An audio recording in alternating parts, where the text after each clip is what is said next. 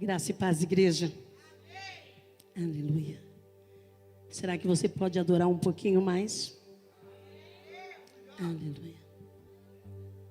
O Senhor está neste lugar. O Senhor está neste lugar. Eu gosto quando a gente vai percebendo quanto Deus, Ele trabalha conectando pessoas e propósitos.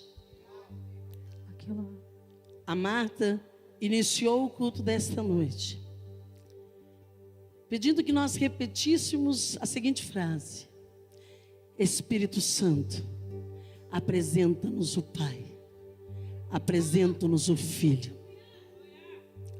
Em alguns momentos da adoração, e a adoração foi falando de glória. Eu quero dizer que o Senhor está nesse lugar, porque nesta noite nós não viemos para cá para romper qualquer limite. Nós viemos romper limites de glória em glória.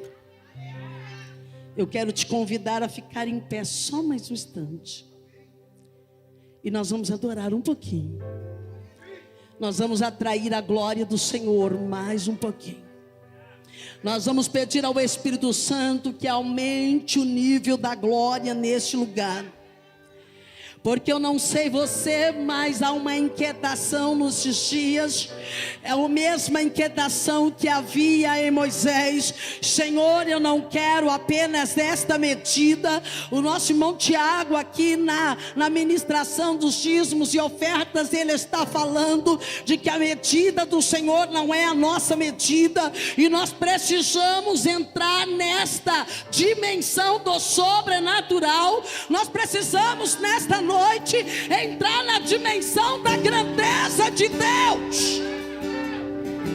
Porque nesta noite eu não quero apenas me arrepiar, eu não quero apenas gastar voz, eu quero sentir o peso da glória de Deus. Eu quero romper pela glória de Deus. E quando nós nos reunimos em adoração, nós unimos não corpos, mas unimos propósito e no Espírito. Por isso toca o seu irmão que está do teu lado e diz: eu não quero estar do seu lado, apenas do seu lado. Eu não quero compartilhar apenas o templo com você, eu quero compartilhar da presença e da glória neste lugar. E uma porção da glória, da glória invada a casa, invada o templo, invada corações, somente. Era uma lavacaça e mortos e rei. Em teu nome, os mortos vivem. Há poder em seu nome, Jesus, pra curar, libertar. Há poder em seu nome, Jesus, pra curar, libertar.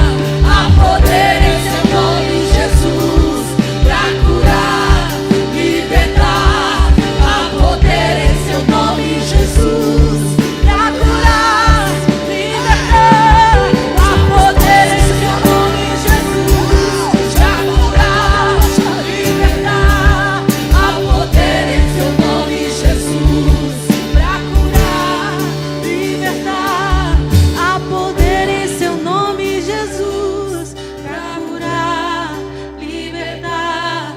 Há poder em seu nome, Jesus. Em seu nome, o inferno teme. Em nome de Jesus.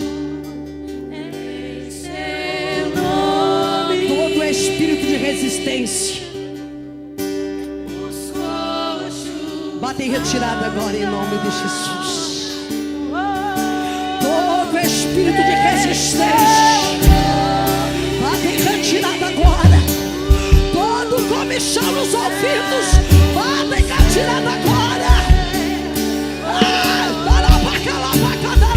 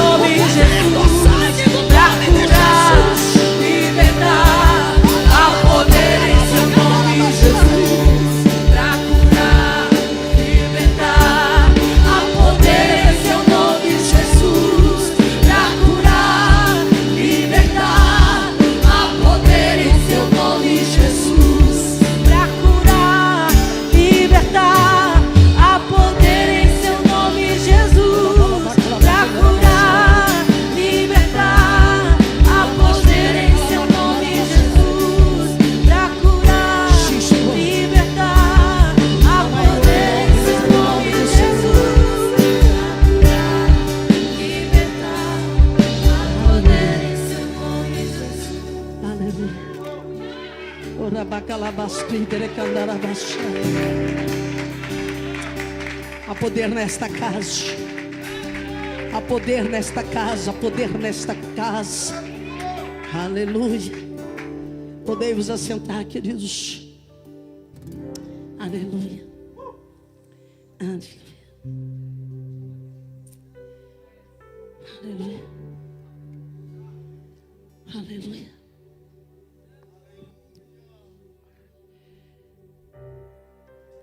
Nós temos ouvido muito sobre o homem achar o seu propósito. No mundo dos coaches, eu sou coach. É só o que se fala. Você precisa achar o seu propósito. Você precisa achar o motivo de levantar com todo aquele gás e toda aquela motivação para fazer as coisas acontecerem. E isso também tem adentrado os templos. Na igreja também se fala muito, olha, você precisa achar o seu propósito. Você precisa encontrar o seu propósito. E eu fiquei pensando, mas será que realmente nós precisamos encontrar o nosso propósito? Será que nós fomos chamados para viver o nosso propósito? Ou será que essa é mais uma faceta do humanismo disfarçada? Nós já sabemos que na Idade Média se vivia o teocentrismo. Deus era o centro de tudo, e era a partir disto que as coisas funcionavam. Era Deus o centro. Era a ideia da divindade no centro. Mas nós sabemos que esse movimento filosófico perdeu a vez para o humanismo. E agora Deus não é mais o centro. Agora o homem se torna o centro. Agora é o homem que passa a ser o centro das coisas, e tudo gira em torno do bem-estar do homem e da vontade do homem. Agora todas as coisas são pensadas para que o homem esteja numa posição de conforto, com seus desejos satisfeitos. Deus não é mais o centro, o homem é o centro. Isso não passou. É assim que a nossa sociedade ainda pensa as coisas. Deus não é o centro, o homem é o centro, e tudo se faz e se pensa para o homem. Nós vimos isso dentro da igreja, nos movimentos cristãos, onde os louvores traziam conforto para a alma do homem, e não eram cantados para a glória de Deus. É que o homem precisava vencer, e sempre.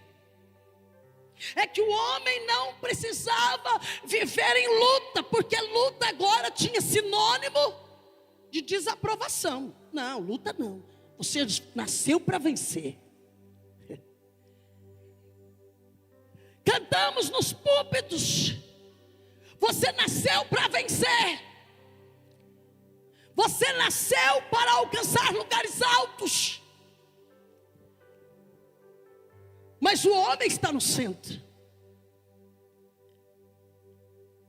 E como nós já podemos ver aqui na ministração de oferta, o homem não é capaz de alcançar e nem acessar lugares muito mais altos do que a sua própria estatura. O homem não consegue acessar situações, por mais poderoso que ele seja, tem coisa que ele não consegue acessar. E então, meditando naquilo que o Senhor colocava no meu coração para esta noite, eu não vim aqui falar para você descobrir o seu propósito, porque no humanismo as pessoas são convidadas a olhar para dentro de si e descobrir a resposta para os seus problemas. Diga para o seu irmão que está do seu lado aí, aponta para ele e diz assim: ei, a resposta não está em você. Me desculpa, mas eu tenho esta triste notícia para lhe dar. Te enganaram. Porque no humanismo diz assim: olha para você, você tem aí dentro todas as competências necessárias para se dar bem. É a egolatria, é o homem adorando a si mesmo, é o homem aplaudindo a si mesmo, é o homem cultuando a si mesmo. Mas nesta noite eu não vim aqui falar do meu propósito, eu não vim aqui falar do teu propósito, e nem tampouco eu vou te dar pistas do teu propósito, mas eu vim falar de uma coisa que nós já deveríamos ter procurado há mais tempo. Eu vim falar do propósito de Deus para nós.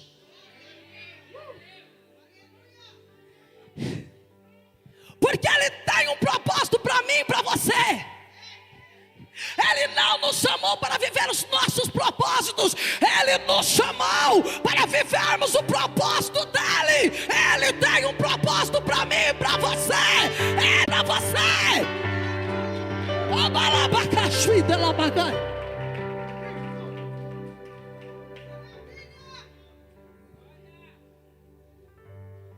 Muitas pessoas dizem assim: mas o meu propósito é ser pastor. Ei, se você chegou a pastor é para cumprir o propósito dele, você está enganado. Se você está aqui no púlpito tocando o instrumento, não é esse o teu propósito, esse é o propósito dele. Você está a serviço do propósito dele. Se você se tornou um empresário, esse não é o teu propósito. Você foi chamado a participar do propósito dele, com esta habilidade, com esta competência. Se você é motorista de Uber, você foi colocado lá para um propósito, e é o dele.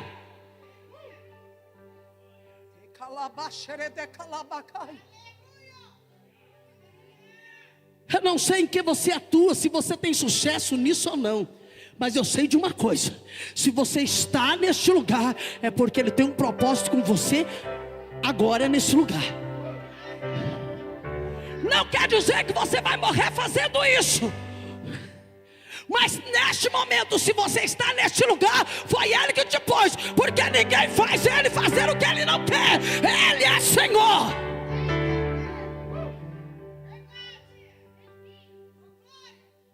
Mas será que Deus quer que eu esteja nesse lugar? A não ser que você esteja desviado. Agora, se você não estiver desviado, você está onde Ele quer que você esteja. Quer seja para aprender alguma coisa, quer seja para compartilhar alguma coisa.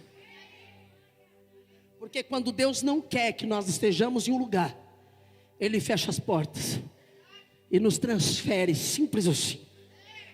Para Ele é simples.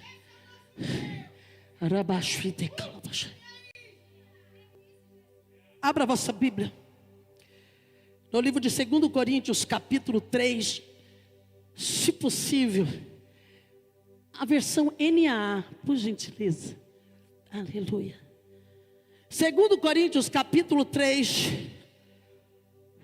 Aleluia. Aleluia. Deus tem um propósito, e você está incluído nisso. Olha que coisa linda. Você tem noção disso? Deus tem um propósito e te incluiu nisso, me incluiu nisso. 2 Coríntios, segunda carta aos Coríntios, diz assim no capítulo, no 3, versículo 16: quando porém alguém se converte ao Senhor, o véu é tirado. Ora, este Senhor é o Espírito. Onde está o Espírito do Senhor, aí há liberdade. E todos nós, com o nosso rosto descoberto, contemplando a glória do Senhor, somos transformados de glória em glória na sua própria imagem, como pelo Senhor, que é o Espírito. Eu quero repetir este último versículo. E todos nós, com o rosto descoberto, contemplando a glória do Senhor. Diga ao seu irmão: rosto descoberto. Rosto descoberto. Contemplando a glória do Senhor, sendo transformado.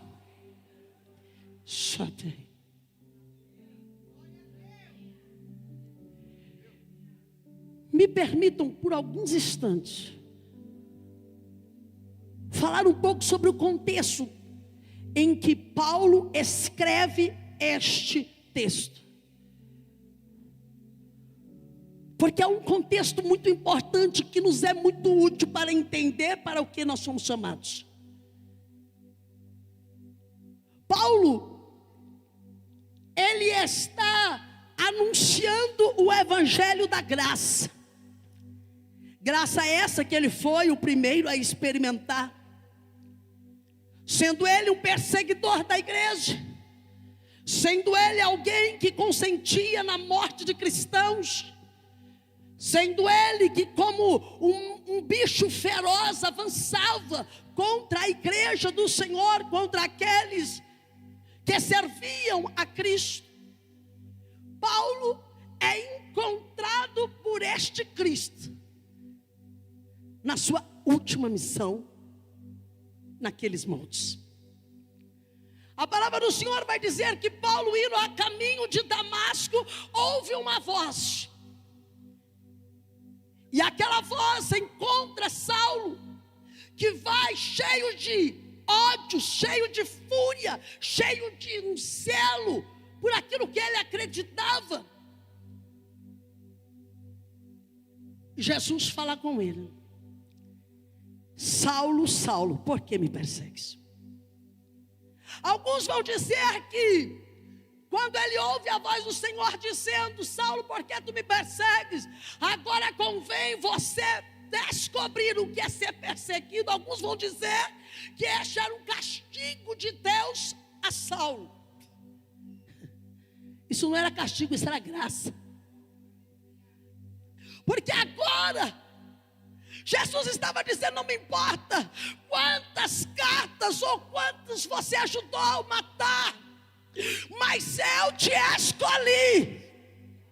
Eu te escolho nesta condição, eu te escolho neste lugar. Eu venho ao encontro de você, porque eu vou transformar você em outra pessoa.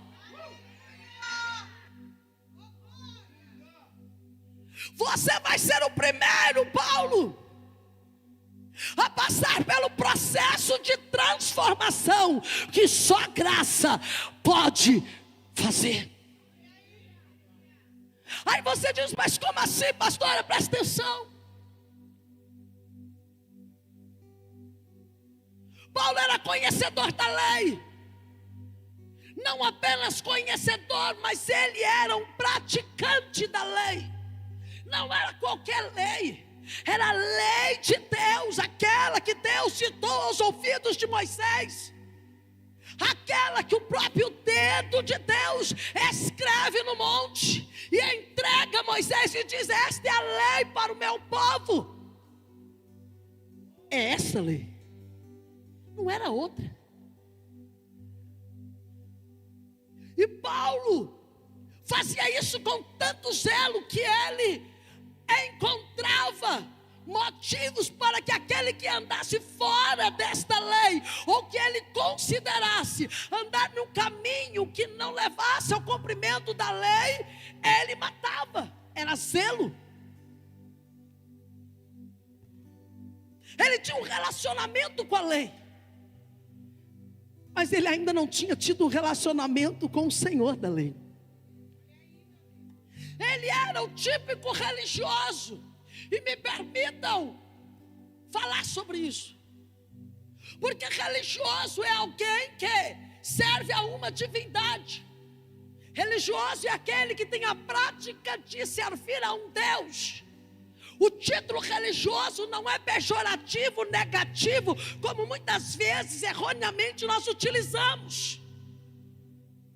Religioso e religiosidade são coisas que caminham junto, mas podem ter significados diferentes.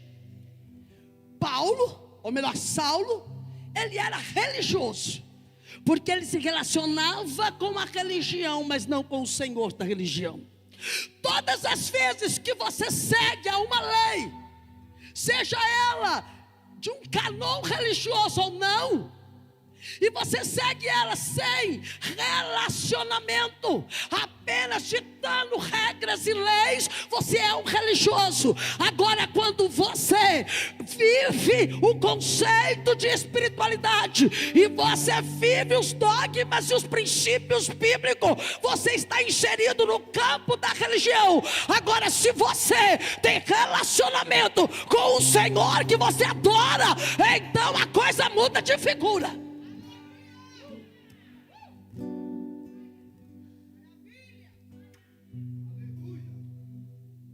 Saulo era religioso. Quando ele ia julgar uma causa, ele dizia: pega a lei, traz para cá. É o que? Adultério? Pode apedrejar. O que é aí? Ah, roubou. O que está escrito? Mata. Era assim que ele se relacionava com a lei. Bem diferente de Moisés. Porque quando Deus chama Moisés para o monte para receber as leis, Moisés sobe ao monte e Deus deixa ele lá alguns dias, né, pastor? Deus marca o encontro com Moisés, diz: sobe, vem a mim que eu vou te entregar algo. Moisés sobe prontamente, e Deus não tem pressa de descer para resolver a conversa. Ele diz: sabe o que é? Não quero você um religioso. Você primeiro vai se relacionar comigo, depois com o que eu escrevo. Primeiro se relaciona comigo, depois com o que está escrito sobre mim. Primeiro se relaciona comigo. Eu quero relacionamento. Porque qualquer um que pegar qualquer palavra deste livro sem ter um relacionamento com o autor do livro, comete grave erro de interpretação.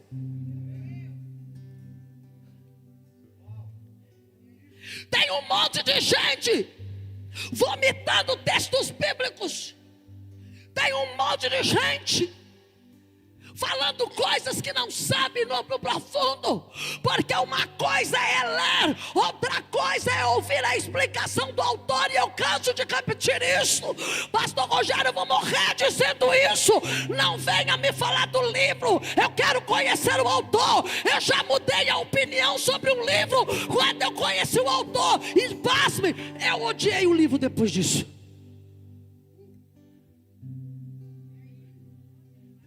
Porque escrever coisas é até fácil.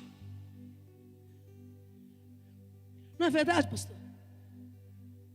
Escrever coisas para agradar ou para vender é fácil. Mas o que está escrito aqui foi fruto de vivência, de relacionamento. Sabe por que a Bíblia é um livro autêntico e é um livro atual? Porque ele não é fruto apenas de uma escrita, ele é fruto de um relacionamento do Deus Todo-Poderoso com meros homens.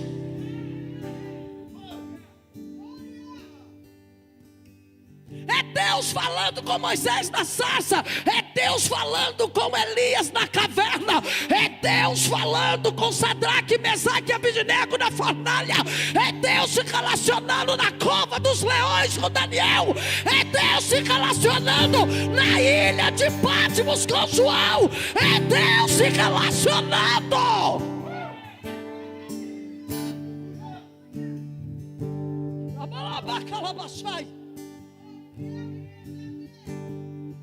É o verbo se relacionando. Pois bem, Saulo é o primeiro a experimentar a graça. Ele não merecia, por isso é favor. Ele não tinha obras que fizesse digno da salvação, mas ele provou nele a graça, que não escolhe o homem porque ele tem mérito, mas escolhe o homem porque ele precisa de Deus.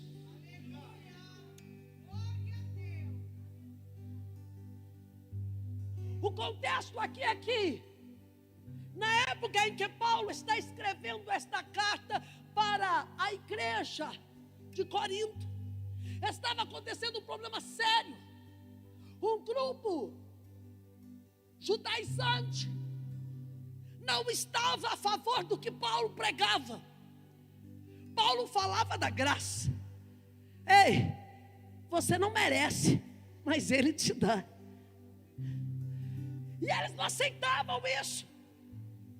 Aí esse grupo se levanta e quer fazer uma junção e dizer: olha, você até pode aceitar a graça, mas você precisa cumprir a lei. Tem que caminhar junto, você tem que cumprir a lei, porque só a graça não é suficiente. Só a graça não é suficiente. Você precisa cumprir a lei. Você precisa fazer conforme a lei, porque só a graça não. Você precisa cumprir tudo que a lei diz, porque só por graça não. Tem que ter mérito. E agora não fazia sentido para Paulo, porque ele disse: que mérito? Eu não tinha mérito algum e ele me achou. Eu tinha as mãos sujas de sangue e ele me encontrou. Não faz sentido. Não faz sentido. Não vai fazer sentido certas coisas para você quando você tiver experiência com Ele, com Jesus. Certas coisas não vai fazer sentido para você. E agora Paulo está dizendo: não faz sentido. Eu não tinha mérito para a salvação, mas a graça me alcançou na miséria que eu vivia. Porque Paulo vai dizer: é todo o conhecimento que eu tinha não passa de nada diante daquilo que a graça me acrescentou.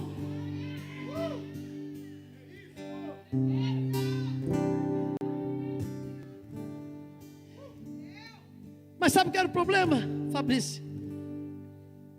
Como é que eu ia gloriar a mim mesmo agora?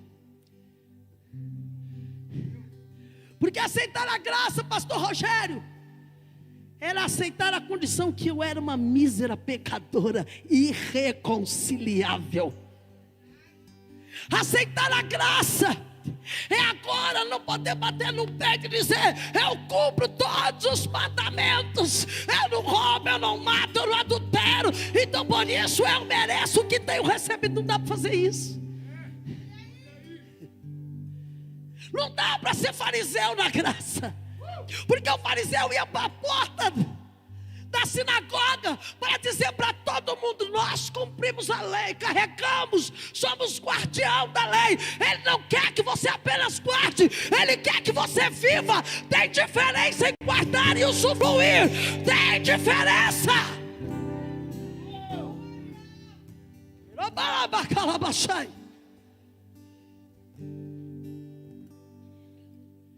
Paulo agora, ele escreve cartas combatendo esse grupo. O livro de Gálatas inteiro é combatendo esse falso evangelho. O evangelho da meritocracia. Pode até ter graça, mas o homem tem que ter obras para apresentar. E aqui no livro de Coríntios ele fala sobre este grupo. E agora ele está falando para a igreja de Corinto. Ele diz: olha, a lei você servia com véu no rosto, porque você tinha vergonha. Na lei havia glória, mas era uma glória que descia e desvanecia. Paulo está dizendo, não é que não tinha glória na lei, tinha glória, mas não era uma glória eterna, era uma glória passageira. Pastor, que heresia é essa? Nota, que diz a Bíblia que quando Moisés subia ao monte ou entrava no santuário, ele vinha com o rosto brilhando. Glória, glória, era glória total no rosto dele. Mas aí quando ele ia falar com o povo via glória, o rosto dele brilhava. Ele tinha acabado de ter um encontro com a cafode, o peso da glória, o rosto brilhava. Mas enquanto ele transmitia o que tinha recebido, as pessoas olhavam e diziam, mas está sumindo, está ficando menos brilhoso. Aí Moisés teve a ideia de cumprir a face, para que as pessoas não percebessem que aquilo era temporário, Val. Era glória, mas temporária.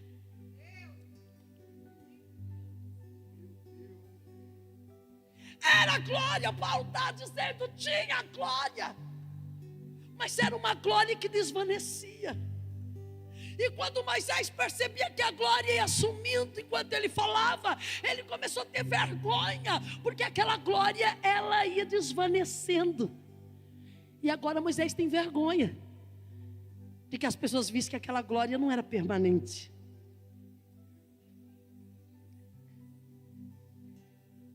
Paulo está dizendo, ei, agora, na graça, a glória é permanente. E você pode tirar o véu, porque ele já sabe que não tem a ver com você. Pode tirar o véu.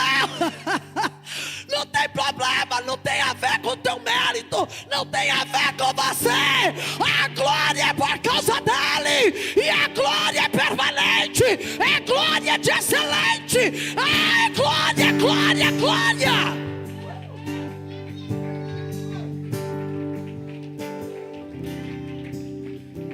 Porque a glória, pastor Rogério, não é porque o homem merece, é porque ele é misericordioso e nos alcançou no nosso caminho de impiedade, de pecado, de imundícia. A glória nos alcançou, arrancou a nosso véu.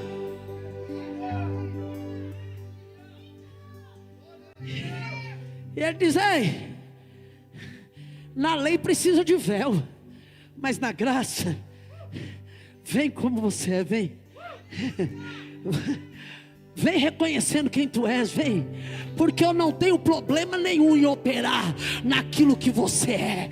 Você não precisa ser o que não é. Você não precisa fingir uma santidade que não precisa. Porque a graça, vai ser de glória em glória, que eu vou te transformar.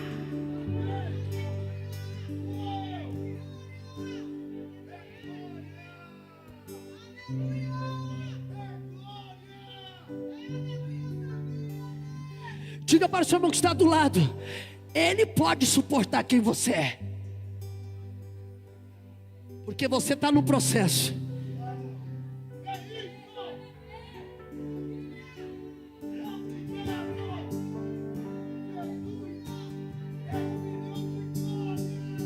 Ei, irmão, ele aguenta suportar quem você é, mas chega a ele com verdade. Chega de véu, chega de véu, chega de véu. Venha a ele para a graça.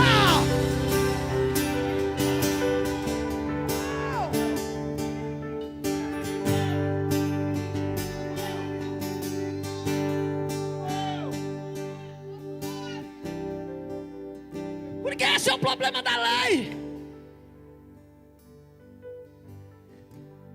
A lei julga, a lei condena. Eu vou repetir isso. A lei julga e a lei condena. A graça te enxerga, se vê verdade, te justifica.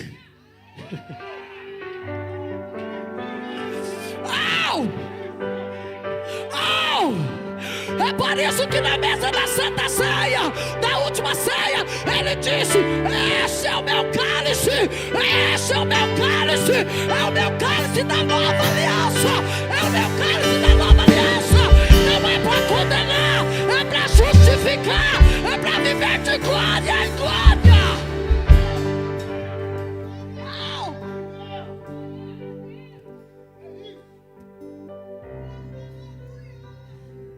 Ele está dizendo: é outra coisa agora.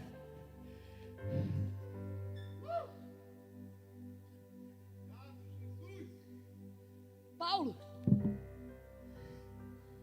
faz o que o irmão Tiago disse. Ele saca da espada da defesa. E ele vai dizer aqui para a igreja: querei vós voltar para a lei? Ele faz uma exposição do texto. E depois ele diz: vocês querem voltar para a lei?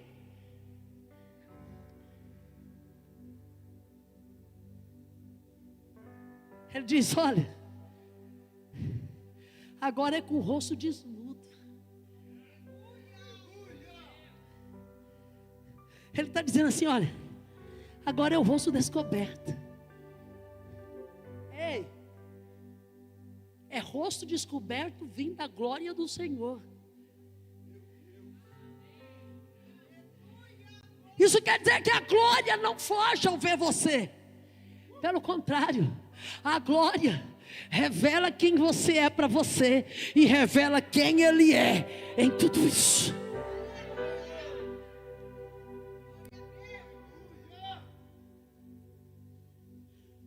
É como se Paulo dissesse: olha, a lei é um espelho. Ela foi colocada como um espelho para a nação de Israel. Quando o povo olhava para a lei, via a sua imundícia e as suas culpas. Mas a lei era limitada. A lei era limitada. Onde está escrito isso é fácil. Porque a lei é a sombra de uma lei perfeita que viria logo na sequência em Cristo. A lei era como um grande espelho em que o povo olhava para a lei e via sua imundícia. Mas não dava para tomar banho com o espelho para se limpar da imundícia. É terrível. Já pensou? Vê, Wesley, quem você é. E você diz: faça o que com isso? Se limpa.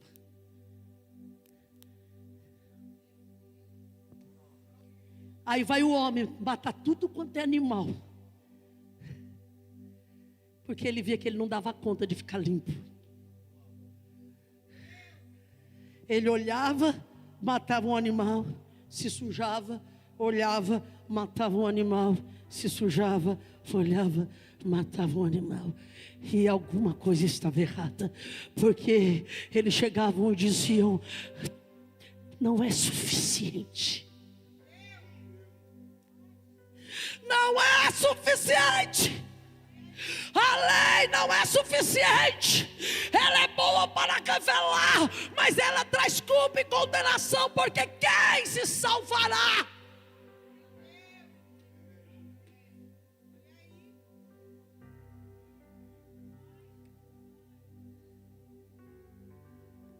Aí vem Jesus.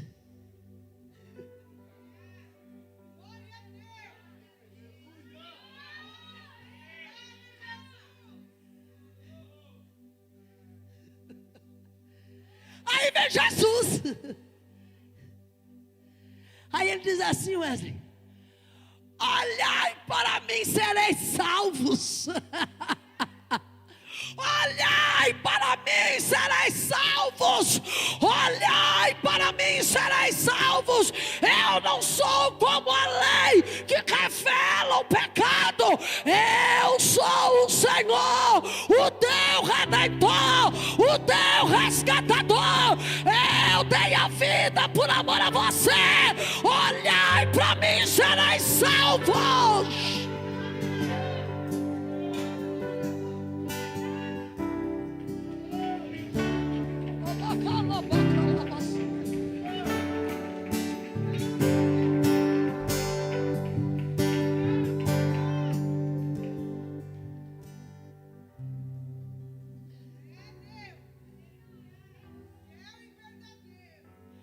E para não ter dúvida,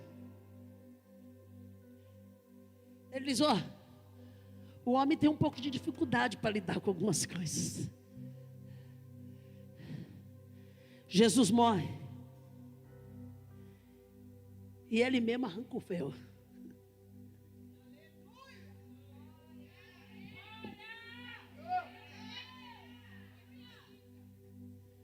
Vai que alguém queira brincar de esconde-esconde.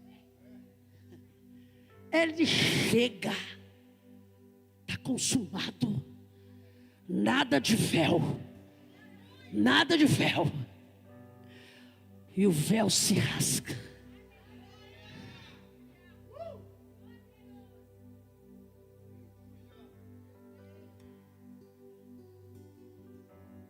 Pastora, mas eu ainda não entendi o propósito.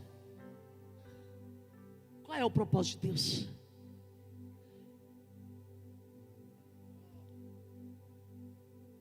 Uma vez agora com o rosto descoberto,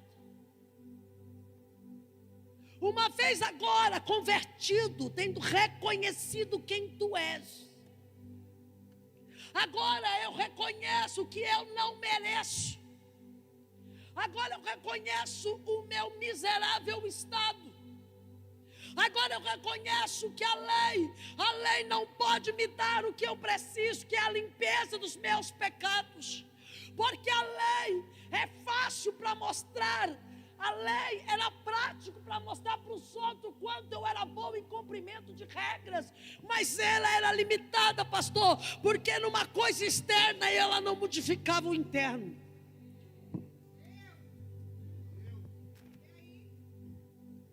A lei de Moisés, Deus escreve em tábuas de pedra, o homem carregava na arca. Podia consultar, pastor, mas ainda era uma relação externa. Era o homem e a pedra. Era o homem e a pedra. Na nova aliança, a proposta não é externa. Como é que é, pastor Rogério, o senhor que é o professor da escola bíblica? Escreve nas tábuas do teu coração. Agora não é externo o negócio. Toda metamorfose, processo de metamorfose acontece de dentro para fora.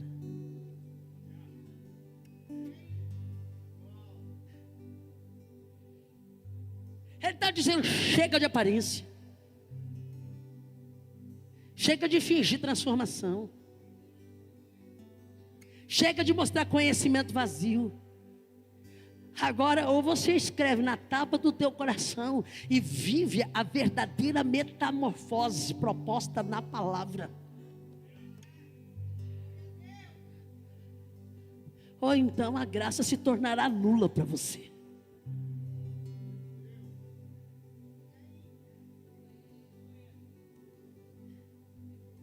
Sabe o que é mais interessante? Que um dos símbolos da metamorfose é a borboleta. E ela é interessante porque quando você olha para a lagarta, é impossível você ver características da borboleta. Impossível.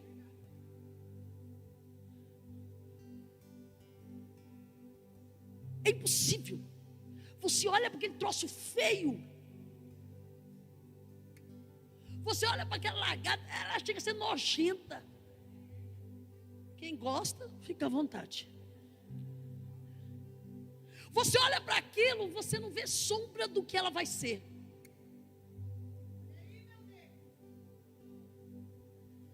A graça olha para nós como lagarta. O mundo está vendo a gente como lagarta. A sociedade olha para você e vê uma lagarta feia. Vê um ser humano qualquer, cheio de pecado, está mentindo, está roubando, está nas drogas, está prostituindo, lagarta. A pessoa olha e diz: isso vai rastejar a vida inteira. Mas o olho da graça, a graça olha e vê o processo acabado. A graça olha e diz: não é lagarta, é borboleta. Não é lagarta, é borboleta. Não é lagarta, é borboleta. Não é lagarta, é borboleta. Ah, xarabacalabacai. Tarabacatarabaxai.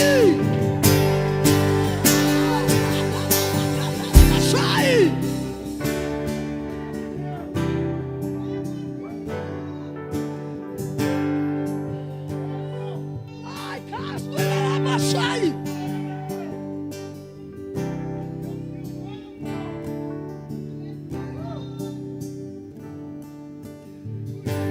Quem já viu lagarto em câmbio negro vendendo?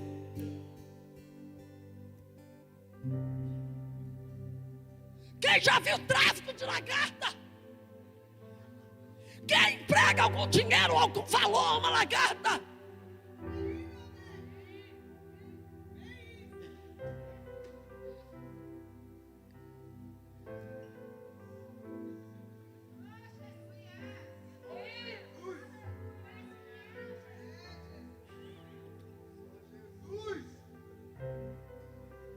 Caco de barro.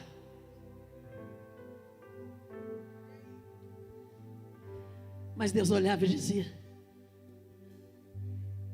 o vaso quebrou. É verdade, deformou. Nasceu para ser borboleta, mas deformou. Acreditou em mentiras e em verdades da serpente.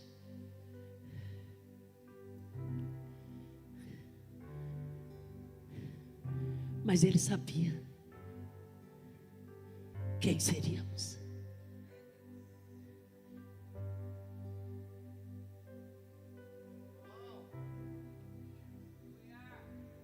Os próximos versículos que eu quero compartilhar com a igreja fala do propósito de Deus para mim e para você.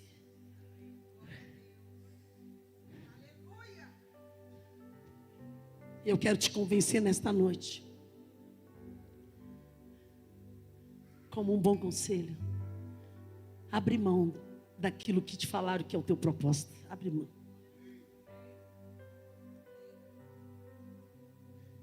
Se te anunciaram que você vai ser um cantor famoso, põe isso no altar, deixa.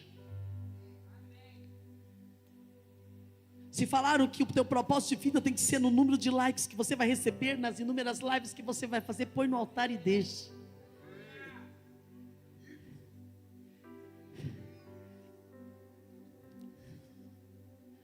Porque o que Ele tem para nós é algo muito mais excelente e inefável.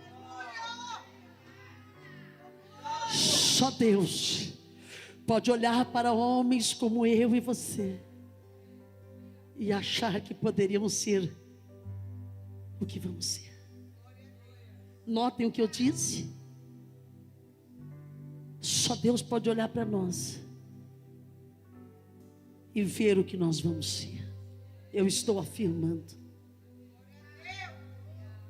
E é neste lugar que precisamos romper nesta noite.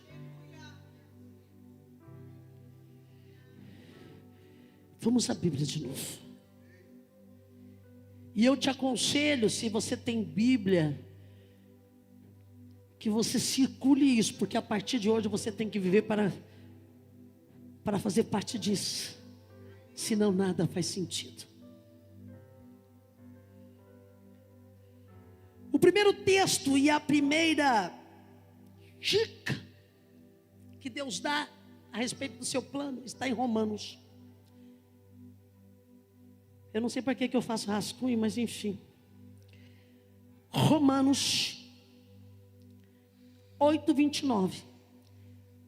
Vai mostrar o propósito de Deus em 3 perspectivas. para que você tenha clareza de que Ele nunca teve dúvida daquilo para qual você nasceu para ser, aquilo que Ele quer que sejamos, e é nisto que nos transformaremos. Aleluia! E sabe qual vai ser o processo? O ourives utiliza deste processo. O ourives usa o fogo para moldar as suas peças. Quanto mais fogo, mais maleável é o metal a ser moldado, e mais refinado se torna esse metal. Deus também vai se utilizar, não apenas de um fogo qualquer, mas Ele vai se utilizar de glória. Este é o instrumento de Deus para forjar em nós aquilo que está escrito.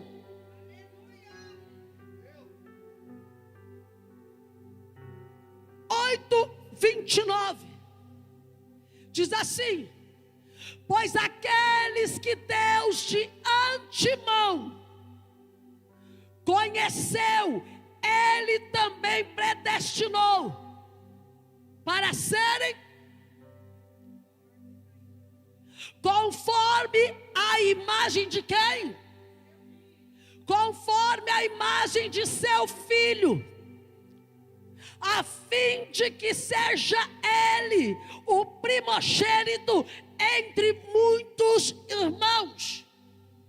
Eu não sei se você entendeu, mas faço questão de te lembrar e esclarecer que há um propósito desde a eternidade, um propósito de Deus, que nos tornemos semelhante ao Filho de Deus, Jesus Cristo. E Ele diz para que Ele seja o primogênito, não mais o único, mas o primogênito. Isso significa que nós seremos os demais filhos, acrescidos pelo plano da graça, a adoção.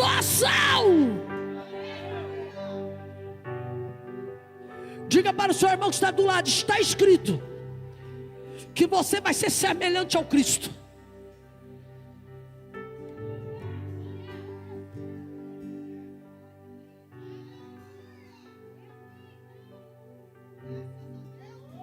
Se vocês pudessem, um dia nós vamos ter aqui em nome de Jesus aquela câmera que filma de alto, do alto. Estou profetizando. Recebe aí, irmãos. Aquela assim, sabe? Que dá. Não é drone, não, é câmera mesmo. Ele sabe do que eu estou falando. É top. Vocês iam ver a carinha. Uns diz assim: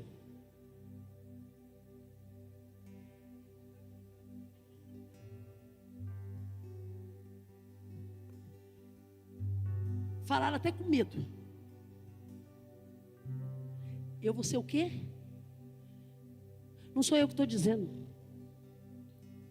E como disse o nosso irmão Tiago já essa noite, eu disse: o Senhor está aqui. Eu e o Tiago não trocamos figurinha da mensagem. A Marta também não estava lá no meu quarto. Mas já foi dito aqui que ou você crê no que está escrito e obedece, ou você duvida e fica por aí.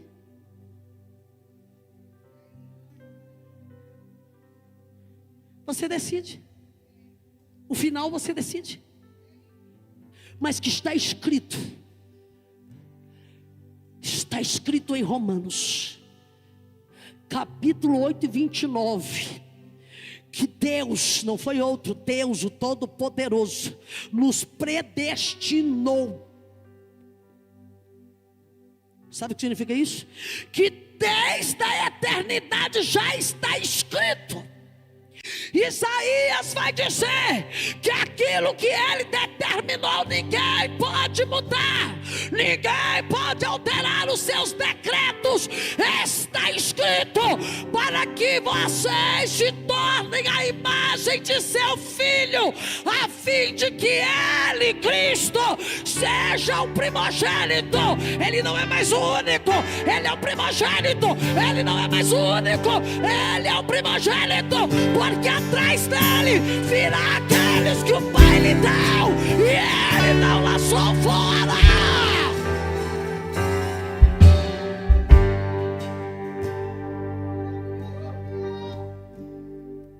Não estou convencida não. Volta para 2 Coríntios. Está acabando. 2 Coríntios capítulo 3, 18. Romanos está na perspectiva do passado eterno. Ou seja, propósito eterno desde antes de tudo. Já está escrito que seremos semelhantes a Cristo. 2 Coríntios 3, 18 diz assim: e todos nós, é quem? É quem? Olha para esse irmão, não tem como fugir. Ou está dentro ou está fora. Ainda dá tempo de você sair. Porque depois que o último versículo for liberado, você só tem um negócio a fazer: é mergulhar na glória. Porque esse é o processo. Aleluia! Está escrito: e todos nós, com o rosto coberto. Não, é com a cara de pau que nós temos mesmo. É com o rosto descoberto. É mostrando quem somos. Contemplando o que, irmãos? Contemplando o que, irmãos? Contemplando o que? Não é a glória de homens, é contemplando a glória do Senhor. Para o quê? Para sermos transformados. Qual é o processo? De glória em glória. No que? Na sua própria imagem, como o belo Senhor que é o Espírito.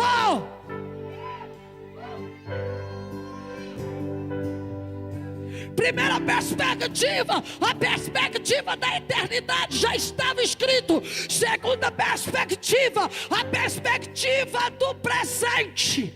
Propósito presente. Esse é pro aqui e agora, viu, irmão? Diga para o seu irmão: você já entrou no processo de glória em glória. Você está sendo transformado. Mas não é esse glória que as pessoas falam assim: dá glória aí, irmão. Não é essa não.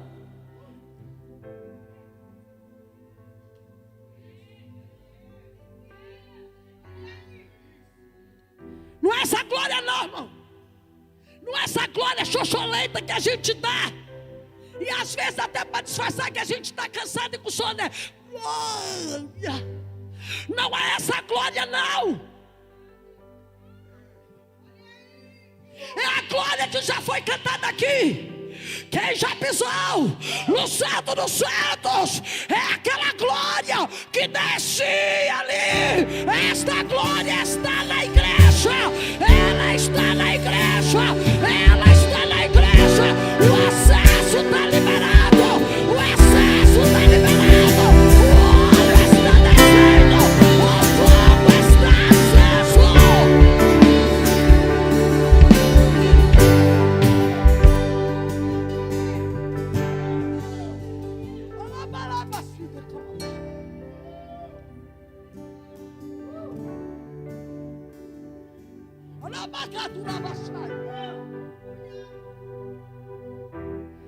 Aqui ele coloca mais um elemento importante. O processo é de glória em glória. O agente do processo, o seu espírito.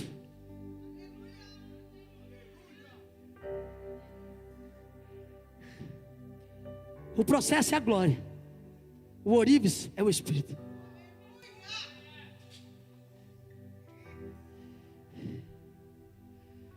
Último texto. 1 João 3. Tenho 5 minutos. Senão o púlpito vai dar choque. É brincadeira, irmão. Mas o temor dá choque. O apóstolo deve estar assistindo, já viu, né? 1 João 3:2.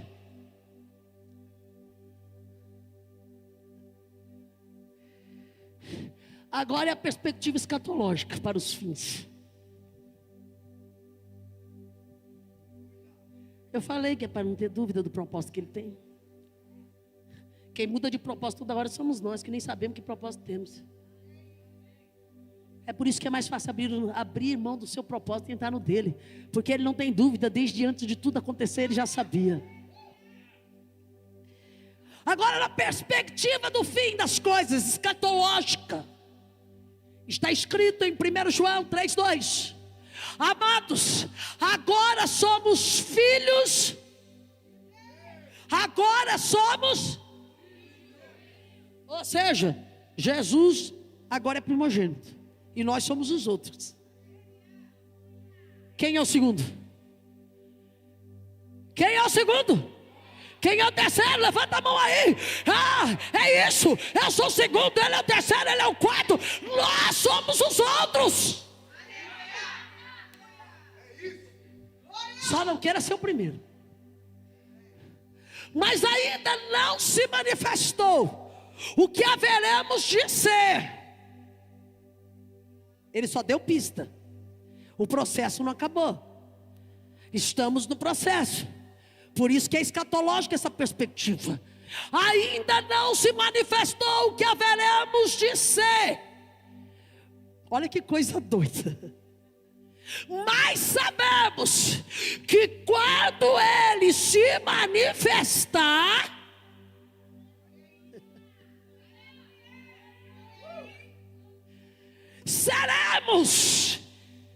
seremos semelhante a ele, porque haveremos de vê-lo como ele é.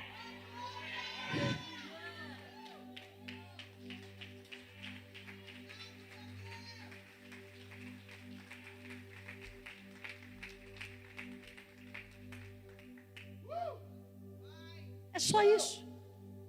Simples assim. O propósito de Deus é te tornar semelhante a Cristo. O propósito de Deus é nos tornar semelhante a Cristo. Agora se coloque de pé, por gentileza, porque eu quero fechar isto. Se o propósito de Deus é que nos tornemos semelhante a Cristo, e Ele diz que o processo vai ser de glória em glória, e Ele diz que vai ser por meio do Espírito Santo. Sabe por que nossos projetos de evangelismo nem sempre dão certo? Porque a gente ainda não parece com Cristo. Quando a gente sai na rua, eles veem simples homens. A gente não tem cheiro de Cristo, não parece com Cristo. A gente não parece Cristo no jeito de servir. A gente não parece com Cristo no jeito de amar. A gente não parece com Cristo no jeito de reagir. A gente não parece com Cristo no jeito de fazer. É por isso que quando Jesus Ele está perto de ascender ao Pai, Ele dá uma ordem básica. Ele diz: não saiam agora e saiam para fazer. Vai para Jerusalém. O projeto ainda não está pronto.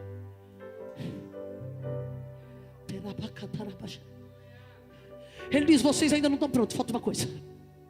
Vai para Jerusalém, porque se vocês forem agora para campo, vocês vão mostrar quem vocês são, e os homens não querem saber quem vocês são. Eles vão procurar a mim. Pedro, se tu for agora, eles vão ver o quanto você é impossível. Sabe quem é o Cristo, mas não se parece com Cristo. Vai para Jerusalém, corre. Ó João, você sabe aonde está o amor? Você se reclinava, mas você precisa agora ter o amor pelo lado de dentro. Vai para Jerusalém. Oh, vai para Jerusalém, corre para Jerusalém. Porque vocês precisam entrar no processo. Vocês precisam se tornar como eu. Porque está escrito. Porque está escrito. Está determinado. E quando a igreja vai para Jerusalém, os discípulos se reúnem em Jerusalém. E ele ainda diz mais: até que do alto até que do alto sejais revestidos de poder. Poder é semelhante a glória, porque não é poder dos homens, é poder que desce do alto, é glória, é cavote. Até que seja revestido do poder. Vai para Jerusalém, porque agora eu vou mandar o agente de transformação.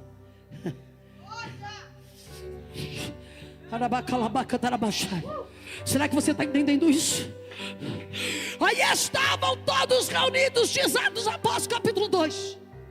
Estavam todos reunidos no mesmo lugar. Pedro sendo Pedro, João sendo João, e os demais sendo como eles sempre foram, rosto descoberto. E de repente, e de repente,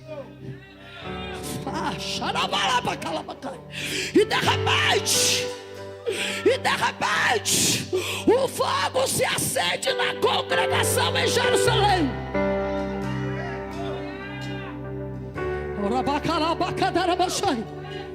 E o Espírito de Deus, aquele que pairava sobre a face das águas em Gênesis, agora ele vem como recriador, agora ele vem como consolador, agora ele vem como aquele que apontará o caminho, agora ele vem como aquele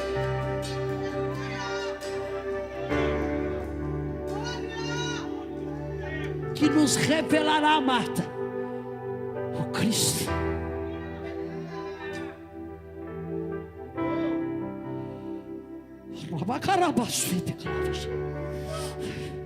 E a glória enche aquele lugar, e línguas repartidas como de fogo. E agora o Espírito desce, e eu não vi em nenhum lugar que ele subiu de novo, ele desceu e ficou.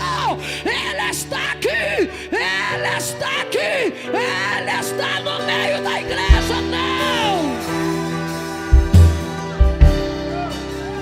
ele não está no meio da igreja. Se ele está no meio da igreja, estamos com problema.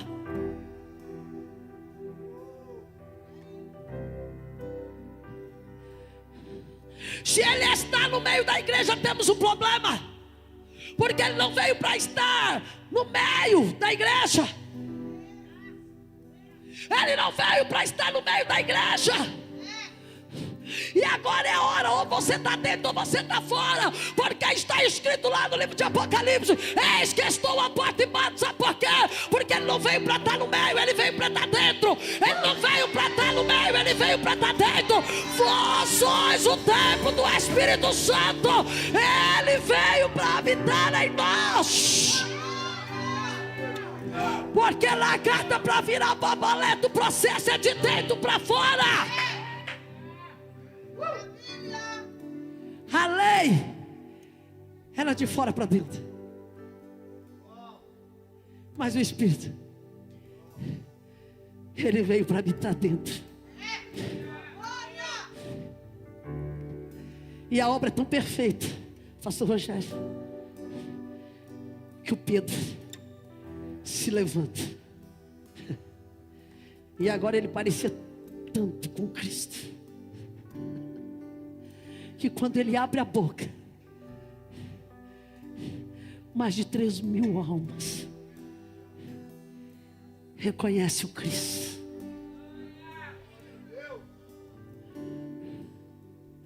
Quanto mais glória, mais parecidos com Cristo. Quanto mais parecido com Cristo, menos teremos que dizer ou fazer. Porque quando você estiver na rua, Fabrício, com a sua equipe, vamos fazer a seguinte pergunta: quem é ele? Em que escola ele aprendeu isso? Em nome de quem ele é? Porque aí o que a gente carrega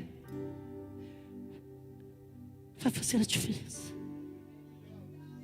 Aí a gente só vai precisar pisar um ambiente, ele se apropriará do resto.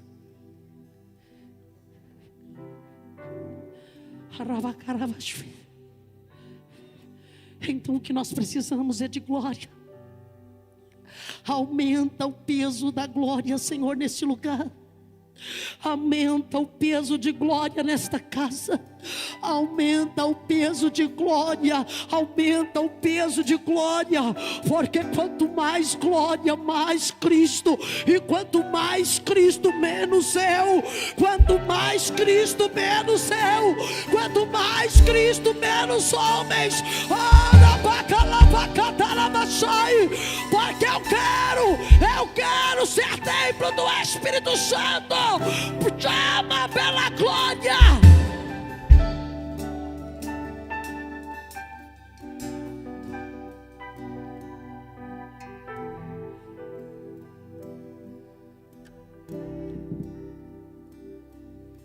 Cada vez que Moisés entrava naquela tenda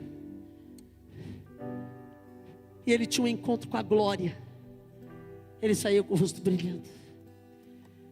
Mas quanto mais nós entrarmos neste lugar, neste ambiente de glória, mais parecidos com Cristo nós seremos. De glória em glória.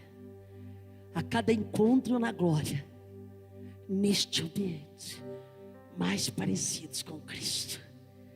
E esta é o propósito eterno de Deus para nós.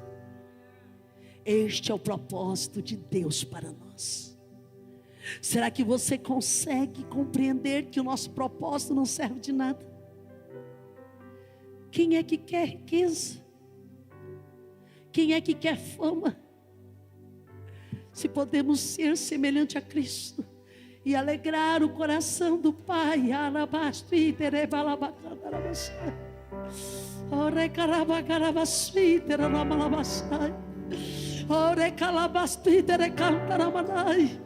Esta é a graça. Este é o poder da graça. A graça revela o Filho. A graça revela o amor do Pai. A graça traz o Espírito Santo. A graça aperfeiçoa homens imperfeitos. A graça de Jesus.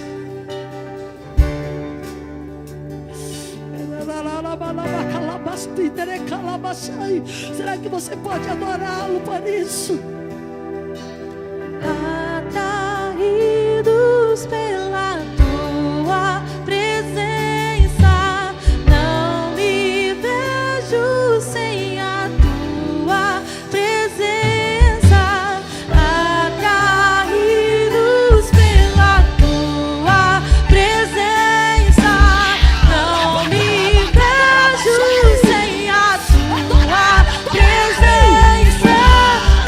Atraídos pela tua presença.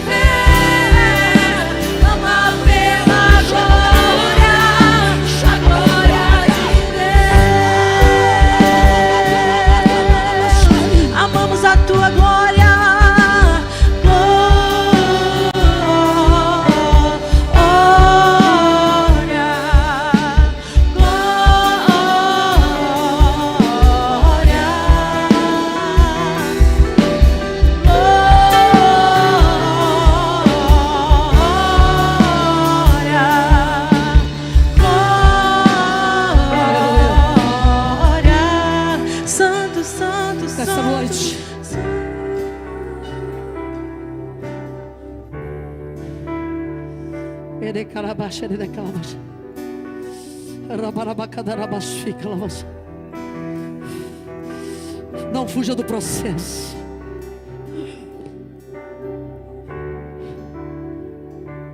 Não faça como aquele povo nos dias de Moisés,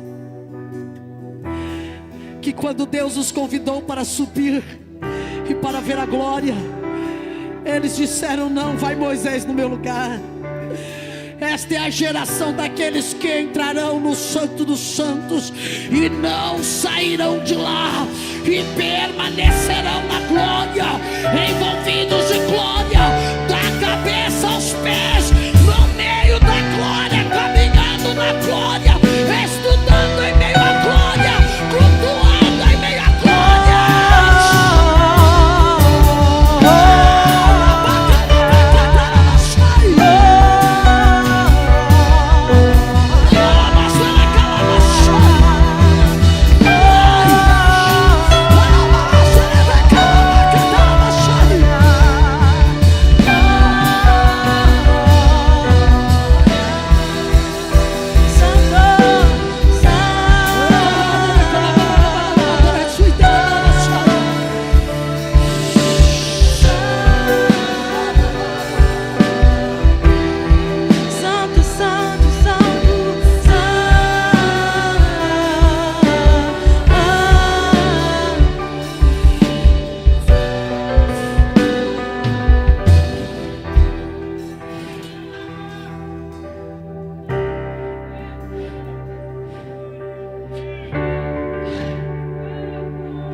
Vai para casa no meio dessa glória, vai. Se acostume a viver neste ambiente. Como diz o hino que o Reuel canta, misturado com os anjos, em um ambiente de glória. Dirige o teu carro em glória. Trabalha na escola em glória, trabalha na tua empresa no meio da glória. Aonde você for, viva a glória, esteja na glória, não fuja do processo. Você está sendo formado, você está sendo formado, você está sendo transformado.